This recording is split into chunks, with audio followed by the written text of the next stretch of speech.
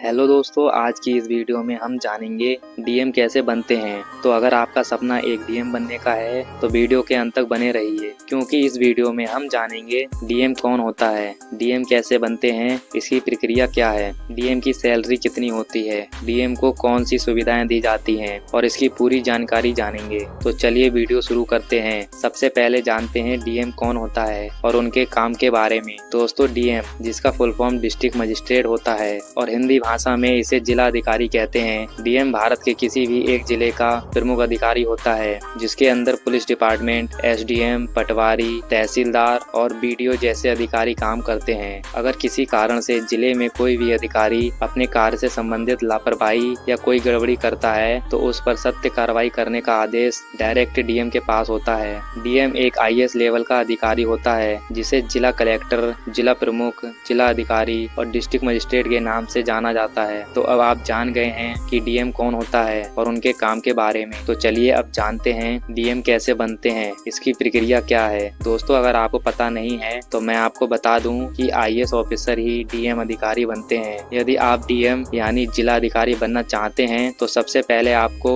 IAS officer बनना होगा। DM का पद हासिल करने के लिए आपको सीएसई एग्जाम देना होगा, जो कि यूपीएससी कंडक्ट करती है। इस एग्जाम को क्लियर करके आप एक आईएएस ऑफिसर बन जाते हैं। उसके बाद 1 या 2 प्रमोशन के बाद आईएएस अधिकारी जिले का डीएम बन जाता है। तो दोस्तों, अब आप जान गए हैं कि डीएम बनने के लिए सबसे पहले आपको यूपीएससी एग्जाम क्लियर करके आईएएस ऑफिसर बनना होगा। तो चलिए जानते हैं यूपीएससी एग्जाम कैसे होता है और कब होता है। दोस्तों, यूपीएससी एग्जाम देने के लिए कुछ क्वालिफिकेशन सेट की गई हैं, जैसे कैंडिडेट का ग्रेजुएट पास होना जरूरी है। कैंडिडेट की आयु 18 से 30 साल के बीच होनी चाहिए। यहाँ पर एससी, एसटी और ओबीसी कैटेगरी को 3 से 5 साल की छूट दी जाती है और कैंडिडेट इंडिया का नागरिक होना चाहिए। तो अगर आपके पास ये सभी क्वालिफिकेशन हैं तो आप यूपीएससी एग्जाम दे सकते हैं और एक डीएम बन सकते हैं। तो चलिए अब जानते हैं यूपीएससी एग्जाम कैसे होता है। दोस्तों, यूपीएससी एग्जाम 3 स्टेप्स में होती है। पहले होता है प्रीलिमिनरी एग्जाम, दूसरा होता है मेन एग्जाम, तीसरा होता है इंटरव्यू। तो चलिए इन तीनों एग्जाम के बारे में थोड़ा डिटेल में जानते हैं, क्योंकि अगर आपको डीएम बनना है तो आपको इन तीनों एग्जाम को पास करना होगा। Number 1, preliminary exam. दोस्तों, प्रीलिमिनरी एग्जाम को हिंदी में प्रारंभिक परीक्षा कहते हैं। जब आप इस एग्जाम का फॉर्म भरते हैं और उसके बाद जब एग्जाम की डेट आती है तो सबसे पहले आपको प्रीलिमिनरी एग्जाम में शामिल होना पड़ता है। इस एग्जाम में करंट अफेयर, क्वांटिटेटिव एप्टीट्यूड और विभिन्न मुद्दों से संबंधित सवाल आते हैं, जिन्हें आपको निश्चित समय में हल करना होता है। इसमें 2 पेपर होते हैं, टोटल 400 अंकों के,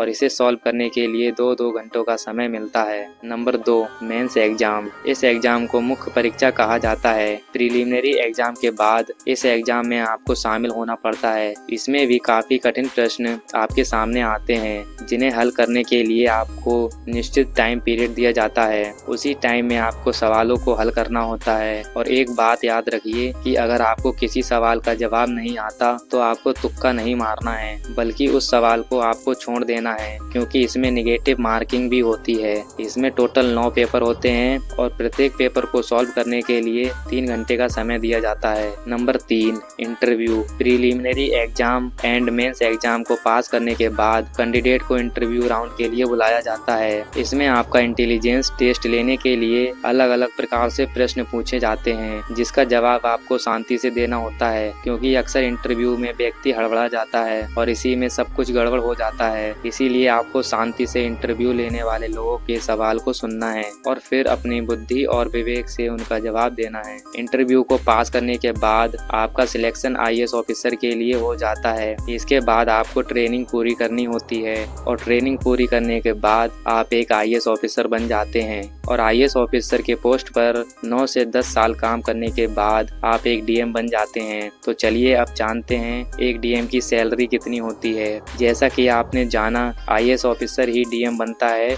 एक आईएएस ऑफिसर की सैलरी 50,000 से शुरू होती है और 2 लाख तक जा सकती है। तो दोस्तों, अब आप जान गए हैं डीएम कैसे बनते हैं, इसकी प्रक्रिया क्या है। तो अगर आपको वीडियो अच्छी लगी हो तो वीडियो को लाइक और चैनल को सब्सक्राइब करना ना भूलें। धन्यवाद।